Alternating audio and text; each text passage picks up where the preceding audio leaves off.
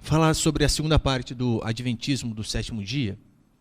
É um assunto muito, muito extenso mesmo. Eu sei que às vezes também não é aquele assunto tão gostoso de ouvir.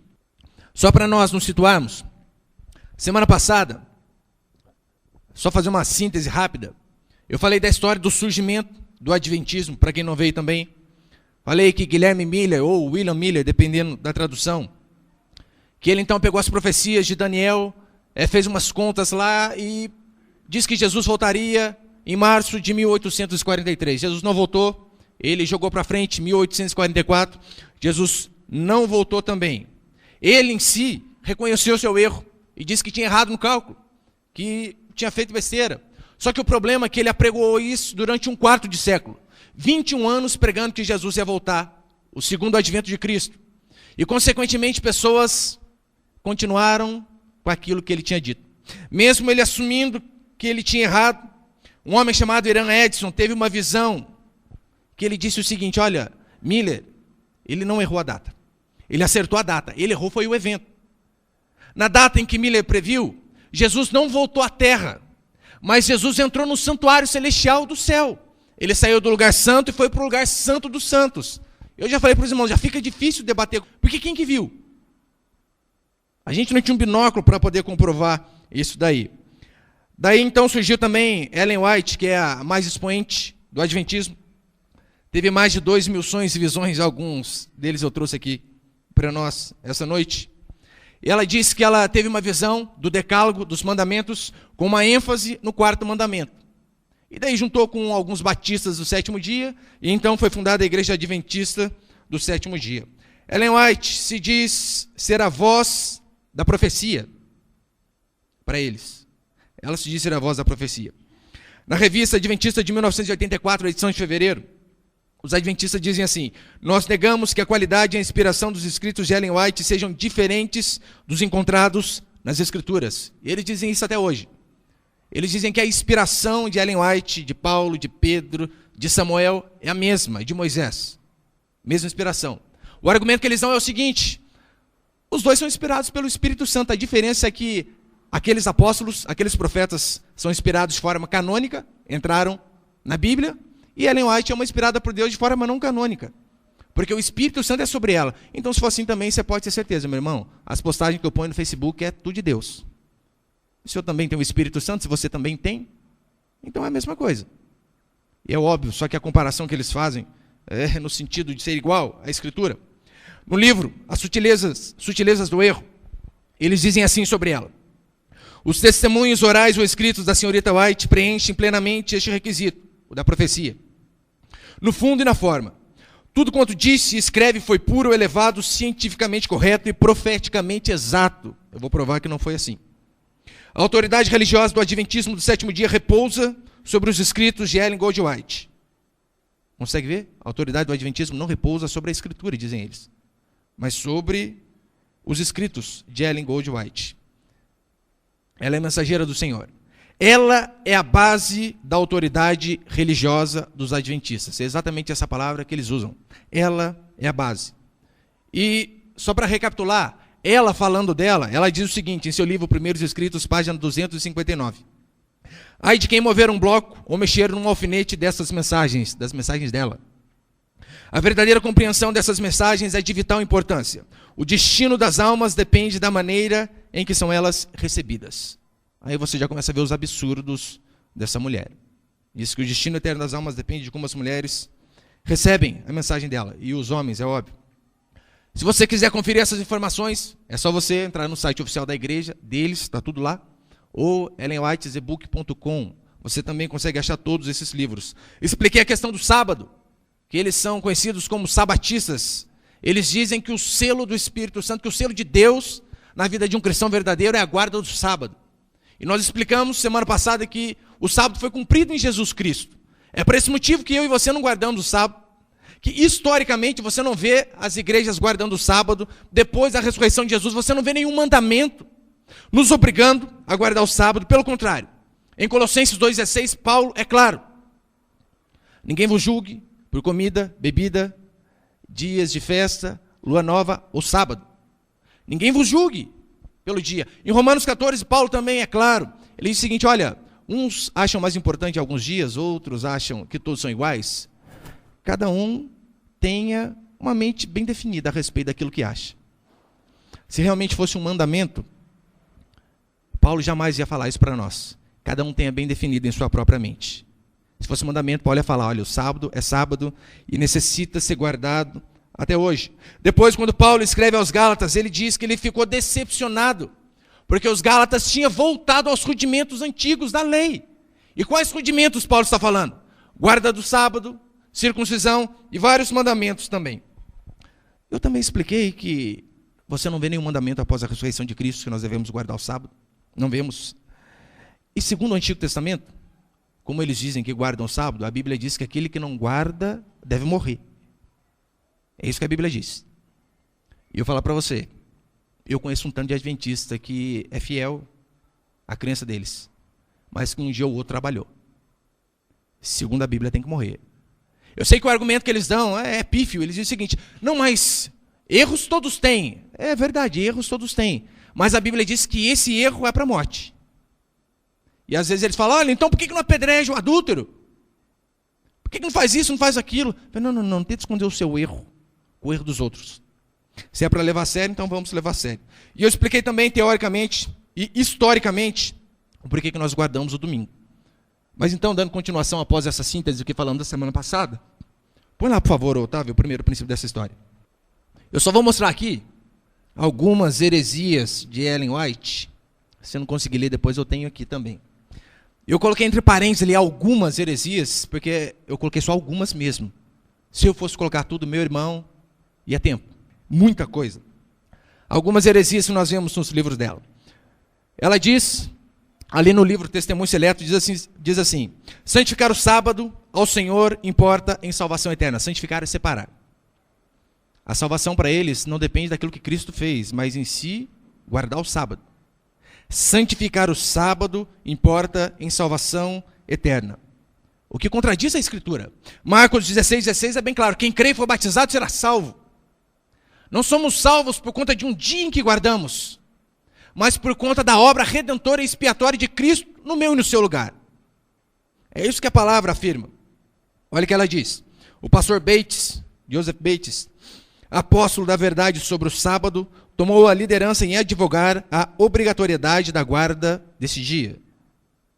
Então você consegue ver que um homem advogou a obrigatoriedade. Foi um homem que colocou isso. Ellen White diz ser o espírito da profecia. Ela se apresenta entre os seus devotos como uma luz menor para guiar os homens e as mulheres a uma luz maior. Próximo. Ellen White afirmou que a igreja adventista é a única igreja verdadeira neste mundo e que as demais foram rejeitadas por Deus após o ano de 1844, que foi quando William Miller fez aquelas contas e Jesus não voltou. Ele diz que então Jesus entrou no santuário celestial. Ela diz que dali de 1844 em diante, Deus rejeitou todas as igrejas, inclusive você e eu. Todas. Presbiterianos, batistas, assembleianos, todos. Rejeitou a todos. E nós sabemos que isso, na verdade, também é uma baita de uma mentira. E é o seguinte também, né? Após o ano de 1844, e antes? Antes não tinha igreja adventista. Quem foi salvo antes, então? Não houve salvos ou todo mundo foi salvo? Já que o adventismo, que essa igreja existe desde 1844. Ellen White afirma que a obra redentora de Jesus Cristo na cruz foi incompleta, exatamente esse é o termo. Foi incompleta, vindo a se completar somente no ano de 1844. Que Jesus, quando ele morreu na cruz há 2000 anos atrás, foi uma fase, uma parte da sua obra expiatória. Ela veio a se completar verdadeiramente em 1844. Na verdade, foi um jeitinho que eles começaram a dar para não perder o movimento. Porque se eles reconhecessem o seu erro, reconhecessem que tinham feito o cálculo errado, é bem provável que aquele movimento tinha acabado. Então, para preservar um movimento, começaram com uma mentira. Eles dizem que é uma visão, eu digo que é uma mentira. Começaram com uma mentira. E uma mentira vai surgindo outra mentira, vai surgindo outra mentira, de modo que tem sempre que dar um jeitinho para manter a história deles como verídica. Ellen White ensina aos seus adeptos categoricamente que o selo de Deus na vida do cristão é a guarda do sábado. Logo afirmam que todos os que guardarem o domingo receberão o sinal da besta. É nós. O selo para eles de que uma pessoa é de Deus, de que uma pessoa cristã verdadeira, Ellen White e os adventistas dizem que é a guarda do sábado. Mas não é isso que nós vemos na Escritura. Na Escritura nós vemos que o selo de Deus, daqueles que são seus filhos, é o Espírito Santo da promessa, e não um dia em que se guarda. Eu já falei, convenhamos, guardar um sábado, os presidiários guardam, os doentes guardam. Agora quer dizer que eles são filhos de Deus? É óbvio, lá também tem filhos de Deus. Mas não é o simples fato de guardar um dia que faz de você filho de Deus ou não. Olha o que diz Efésios 1:13. Pode pôr o próximo também. A Escritura é bem clara. Em que também vós, depois que ouvistes a palavra da verdade, o evangelho da vossa salvação, tendo nele também crido, fostes selados com o sábado da promessa. É isso que diz? Fostes selados com o Espírito Santo, ou com o Santo Espírito da promessa. Efésios 4:30. E não entristeçais o Espírito de Deus, no qual fostes selados para o dia da redenção. Mais uma vez. 2 Coríntios 1:22. Que também nos selou e nos deu o penhor do Espírito em nosso coração. O penhor, para quem já foi em alguma casa de penhor, sabe como que é, né? Você deixa algo para dar certeza que depois você vai vir e pegar. A Bíblia diz que esse selo é o Espírito Santo que Deus deu para aqueles que creem no seu nome. E não apenas o dia do sábado. Ellen White afirma categoricamente que Deus disse a ela o dia, e pasmem, e a hora que Jesus voltaria. Já começou a ficar bom o negócio, hein? Alguns disseram o dia. Para Ellen White disse o dia e a hora. Põe ali o próximo, por favor. Só que olha que interessante. Olha o primeiro ali. Ela afirma categoricamente que Deus disse o dia e a hora da vinda de Cristo. No livro dela, Mensagens Escolhidas, volume 1, página 76, ela diz assim: ouvi a hora proclamada. Ouviu. Mas depois não tinha lembrança alguma daquela hora depois que saí da visão. Ou seja, Deus falou a hora para ela na hora que ela teve uma visão. Acabou a visão, ela esqueceu. Que coisa, hein? Acabou a visão, eu esqueci. E tem um detalhezinho, um comentário que eu vou ter que colocar ali também. Ela também era um tanto racista. Olha o que diz. Ela dizendo, em seu livro Mensagens Escolhidas: mas há uma objeção ao casamento da raça branca com a preta. Ela dizendo exatamente com essas palavras. Da raça branca com a preta. Todos devem considerar que não têm o direito de trazer a sua prole aquilo que o coloca em desvantagem. Para ela é o seguinte, um branco que casa com um negro está trazendo desvantagem à sua descendência, à sua prole. Não tem o direito de lhe dar como patrimônio hereditário uma condição que o sujeitariam a uma vida de humilhação. Para ela ser negra é vida de humilhação, olha que absurdo. Ele está falando, o branco que casa com o negro, a sua prole vai ter uma vida de humilhação. Os filhos desses casamentos mistos têm um sentimento de amargura para com os pais que lhes deram que lhe deram essa herança para toda a vida. Que ela diz o seguinte, ó, todo negro é amargurado. Eu fico imaginando ela falando isso para o Barack Obama hoje, presidente do país dela. Imagina a amargura que o Barack Obama vive, é o mais poderoso do planeta. Michelle Obama, as filhas dele. Você consegue imaginar aquela família amargurada? Mas segundo ela, negro é amargurado. Ellen White afirma ter à sua disposição um anjo assistente. Tem ali, eu coloquei também. Eu não lembro, não me recordo exato o livro. Ela falando que numa das visões dela, ela olhou para a lua e viu um cavaleiro montado num cavalo. Ellen White afirma que Deus habita nas constelações de Órion. Ela achou até a casa de Deus.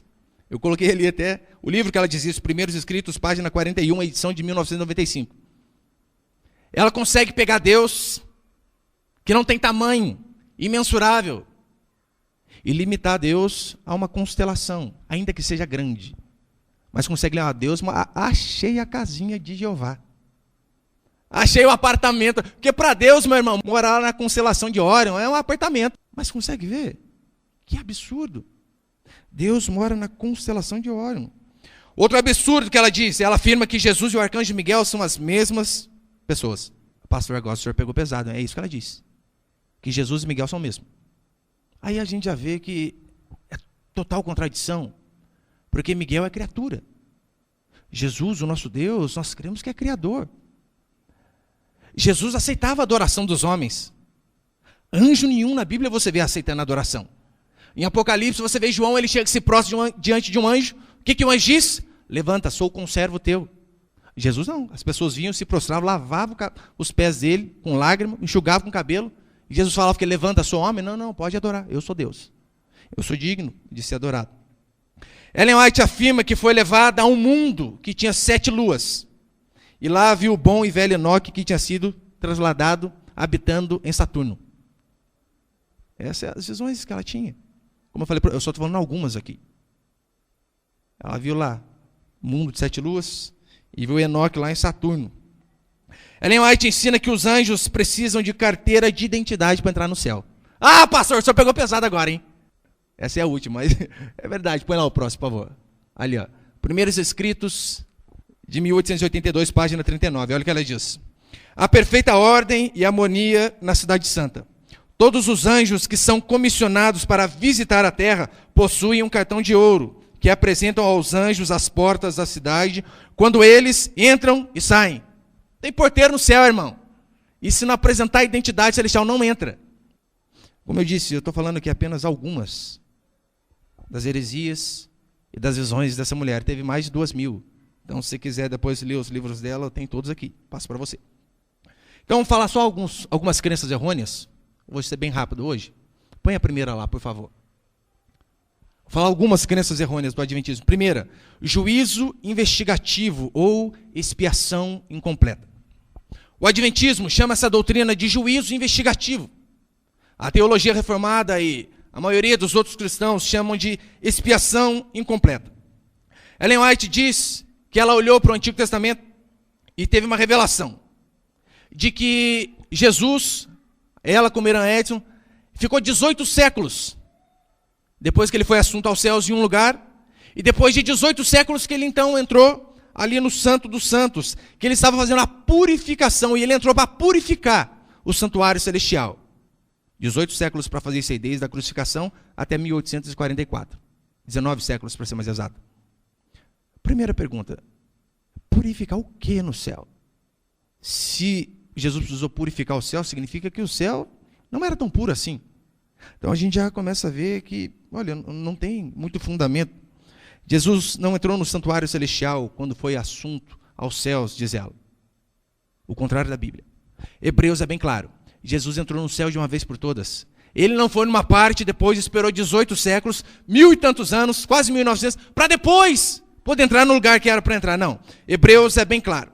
É só você lembrar, quando Estevão estava sendo apedrejado, e então ele teve uma visão onde o céu se abriu, e ele viu Jesus no céu.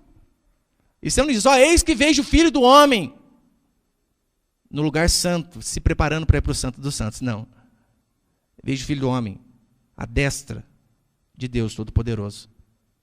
Deus já estava no céu, Jesus já estava no céu e pronto, acabou. Para que Jesus, como eu falei, precisa entrar no Santo dos Santos para purificar o céu? O céu é puro. O movimento iniciado por William Miller precisava continuar. E para que ele continuasse, então, eles tiveram que fazer essa baita dessa besteira de dizer que Jesus entrou de um lugar para o outro no céu. Sendo que, na verdade, ele foi assunto ao céu quando ele ressurgiu. O que é o juízo investigativo, então? Segundo o Adventismo, o sangue de Cristo nos assegura do perdão e a nossa aceitação diante de Deus. Isso nós cremos também. O sangue de Jesus Cristo nos assegura o perdão e a aceitação diante de Deus. Contudo, eles dizem que os nossos pecados permanecem registrados em alguns livros até o juízo final. E esse é o juízo investigativo. Para eles é mais ou menos o seguinte: tem um processo aberto no céu de cada um de nós, e que Deus ainda está analisando as folhas, assim como um juiz está analisando. E esse término, esse veredito só vai dar no dia em que Jesus de fato voltar e consumar as coisas. Mas tem um processo aberto, meu e você, lá no céu. Ainda seremos mais uma vez julgados por conta dos nossos pecados. Você já começa a ver que é um absurdo esse tipo de história. A nossa absolvição total depende do nosso comportamento e obediência aqui na terra. O processo está lá. Jesus perdoou os nossos pecados. Só que como você se comporta aqui, enquanto o juiz investigativo está correndo, vai determinar se você vai ser absolvido ou condenado. Consegue ver que absurdo? Jesus já pagou o preço por nós, e mesmo assim a gente tem que fazer tudo certinho, belezinha. Senão não adiantou nada. Jesus morreu porque quis. É uma grande característica das seitas, anular graça, impor obras. É isso que eles fazem. Testemunho de Jeová, assim. Semana que vem eu vou falar deles. Inclusive, eles têm a mesma linhagem do adventismo, surgiram do mesmo homem. William Miller não fundou nenhuma das duas religiões. Mas tanto o adventismo como o testemunho de Jeová vieram dessas contas malucas dele. Mormons é assim, o espiritismo é assim. Mas a Bíblia diz que o Calvário pagou integralmente o meu e o seu débito. Que quando Jesus morreu, e isso é aquela bonita frase em grego, tetelestai, está consumado, acabou. Não temos que ficar esperando um juízo futuro, não temos que esperar aqui ou ali. Mas Hebreus é bem claro, Jesus morreu de uma vez por todas. Mas segundo o adventismo, essa expiação não salva ninguém automaticamente. Jesus morreu, mas você tem que tomar cuidado com o que você faz, hein? Porque se você não andar certinho, tome cuidado. A expiação para eles não se consumou no Calvário. Será concluída no término do juízo investigativo. E Ellen White fala que eu e você podemos ter os nossos pecados perdoados. Não podemos ter os nossos pecados perdoados antes desse juízo final. O que é uma blasfêmia. E vai totalmente contra aquilo que Cristo diz. Ela crê que o sangue de Cristo, sim, livra o pecador da condenação. Mas não cancela, de uma vez por todas, o meu e o seu pecado. Então, tomemos cuidado. Tem alguma sustentação, pastor, na Escritura? Esse argumento adventista? Nenhuma. Pelo contrário, só 3 versículos aqui. Olha o que diz, Atos 3,19. Arrependei-vos, pois, e convertei-vos, para serem cancelados os vossos pecados. Não diz que vai ser cancelado depois de um juízo final. Arrependeu, pecado é cancelado. Isaías 44:22. Desfaço as tuas transgressões como a névoa, e os teus pecados como a nuvem. Torna-te para mim, porque eu te remi. O desfaço é de uma vez por todas.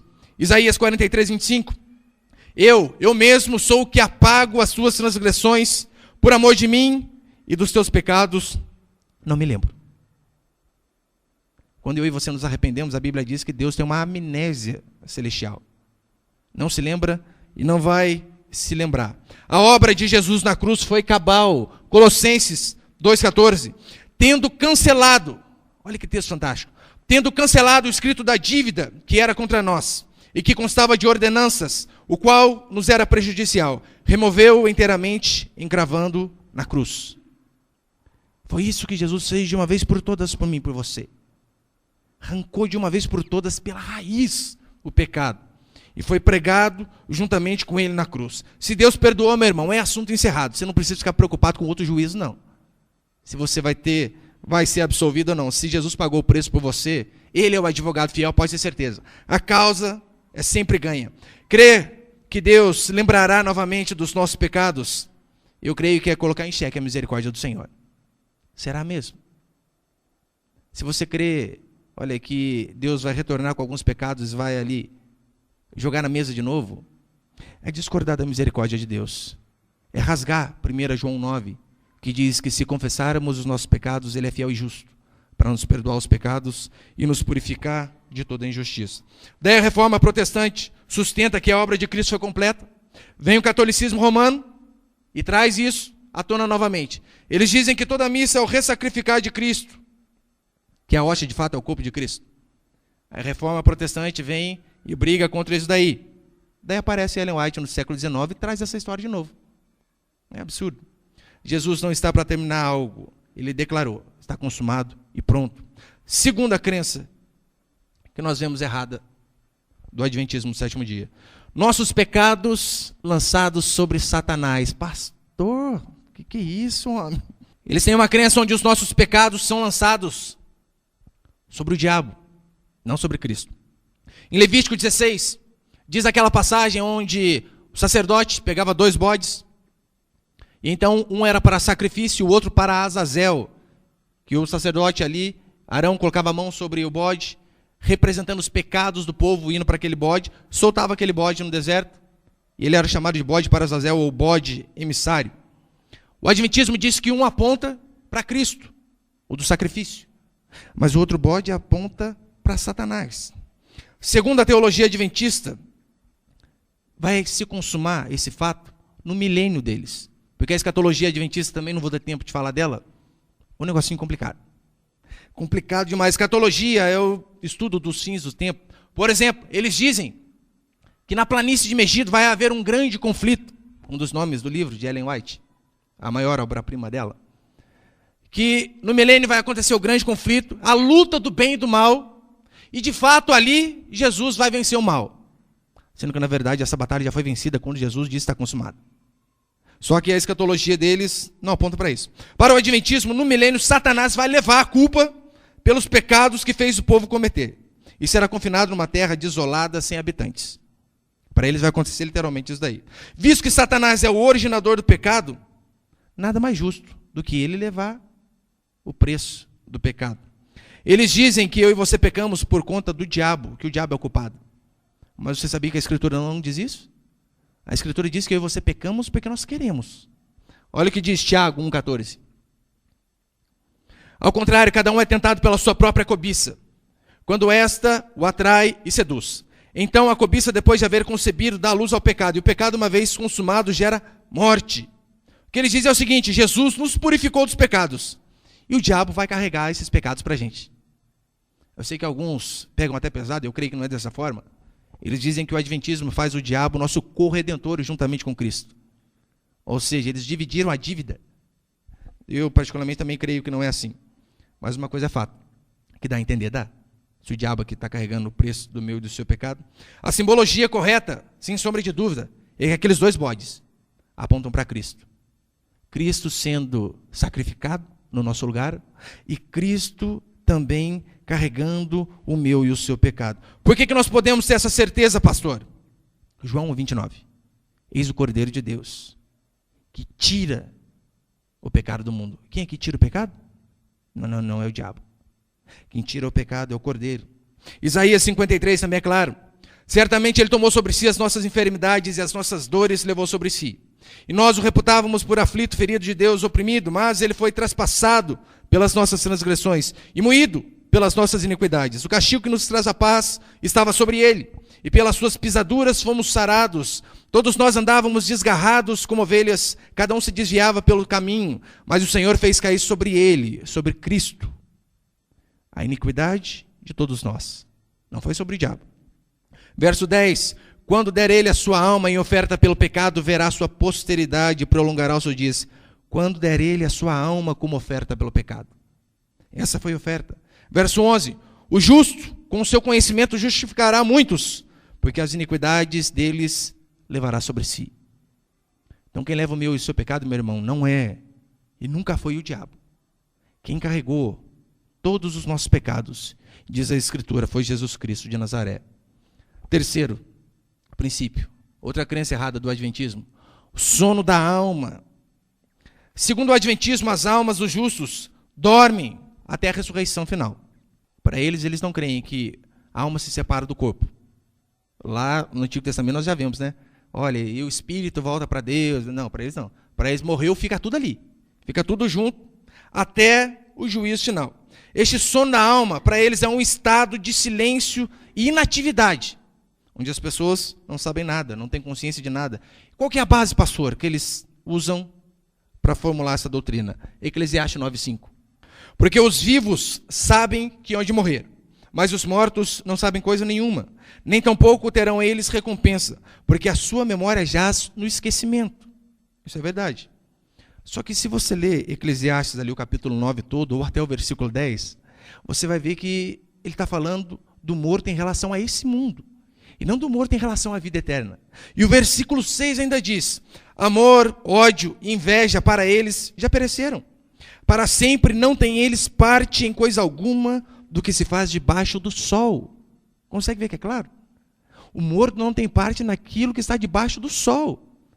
Mas não diz que a alma também fica em inatividade, não lembra nada. O contexto demonstra que o autor está falando dos mortos em relação apenas a essa vida aqui. E como que eu e você, biblicamente, podemos refutar uma doutrina dessa daqui? Como que nós podemos provar que a alma, mesmo depois de morta, tem consciência? Filipenses 1:23 eu coloquei? Filipenses 1:23. Olha o que Paulo diz. Ora, de um outro lado eu estou constrangido, tendo desejo de partir e estar com Cristo, o que é incomparavelmente melhor.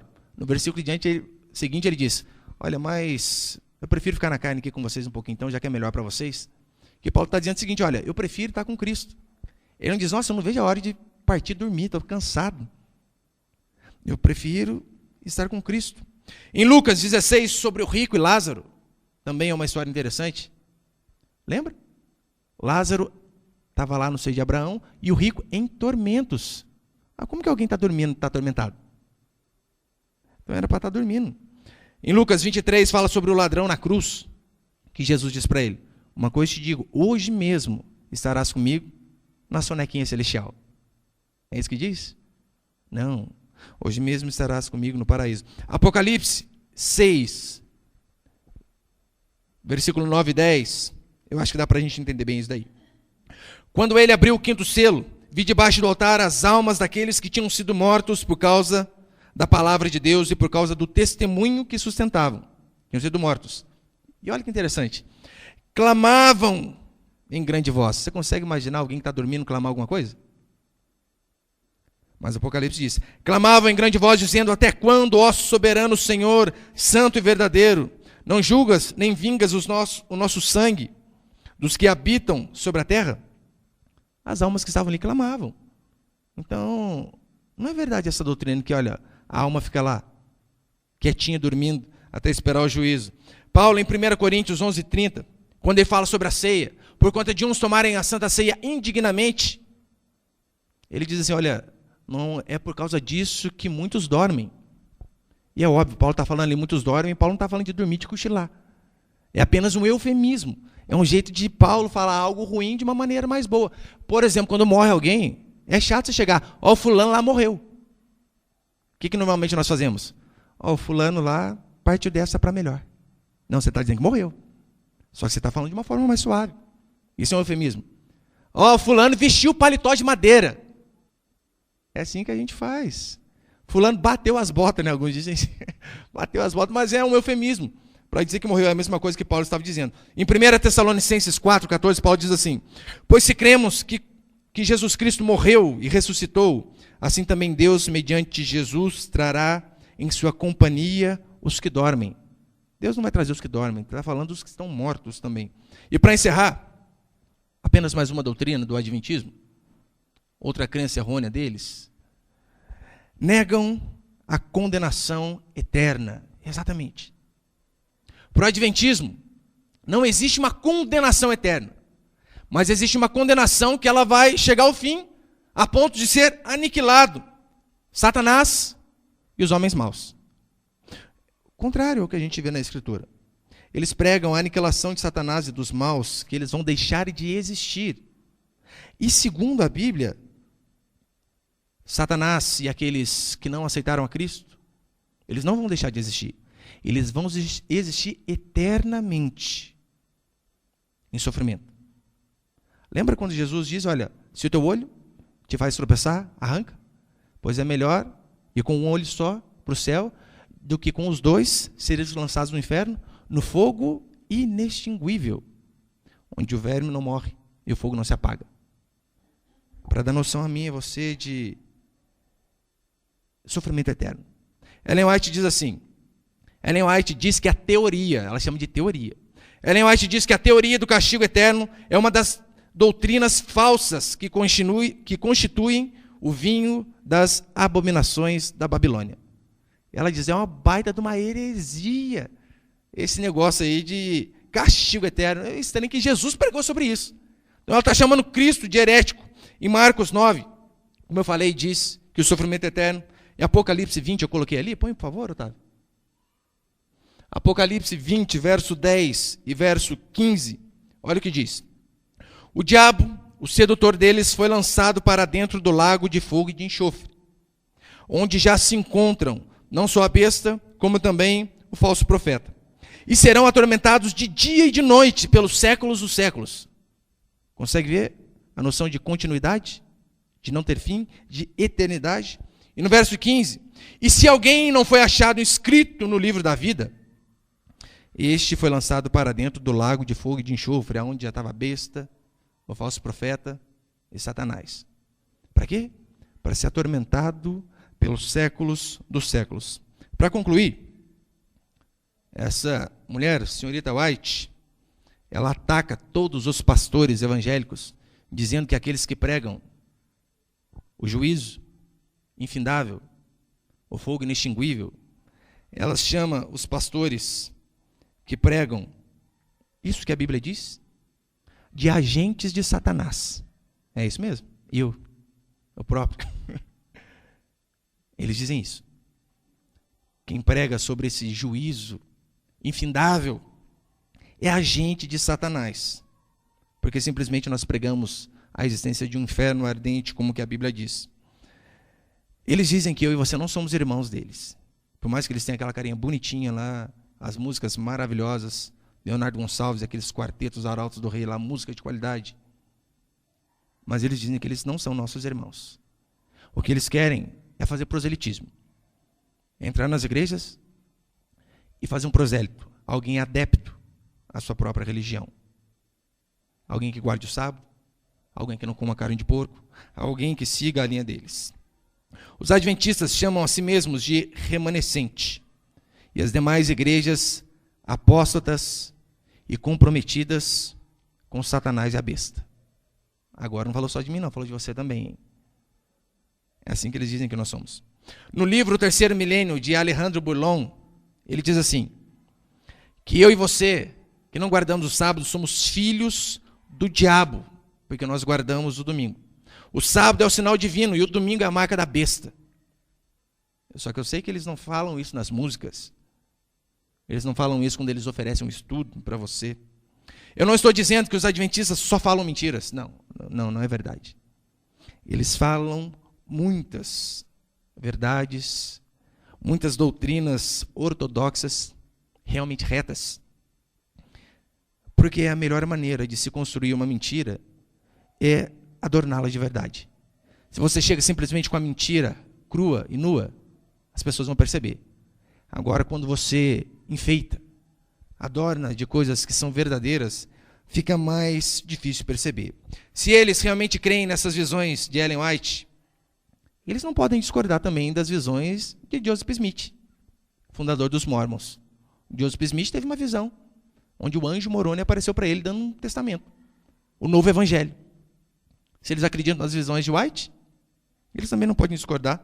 Não pode discordar de Maomé. Maomé teve uma visão. Quem que estava com Maomé? Só ele na cúpula da rocha. E aí? Você consegue ver o perigo dessas igrejas que são fundamentadas em visões de pessoas? É uma das características das falsas religiões. Se baseiam na experiência, nas visões e nos escritos dos seus fundadores. Eles são ali em pé de igualdade com a palavra de Deus. Nós cremos que Deus, sim, que Ele usa seus servos para aperfeiçoamento da igreja, como diz Paulo em Efésios. Deus constituiu uns para apóstolos, pastores, doutores e mestres, com vistas ao aperfeiçoamento dos santos. Mas seja qual homem de Deus for, seja Paulo, seja Apolo, seja Pedro, seja qualquer pastor, nós jamais vamos deixar o nosso pilar. Só a Escritura, só Cristo, só a graça, só a fé e só a Deus a glória. Ainda que Pedro e Paulo sejam homens de Deus, também falharam como eu e você. E a nossa fé, por mais que eles foram inspirados por Deus, está baseado no Deus que deu a revelação para eles, e não neles mesmos. Nós não precisamos de uma luz menor para nos mostrar uma luz maior. Porque a Escritura diz que Jesus Cristo é a luz do mundo, e é dele que nós precisamos para enxergar toda a verdade. Amém, meus irmãos? Você pode ficar de pé por um instante, por favor?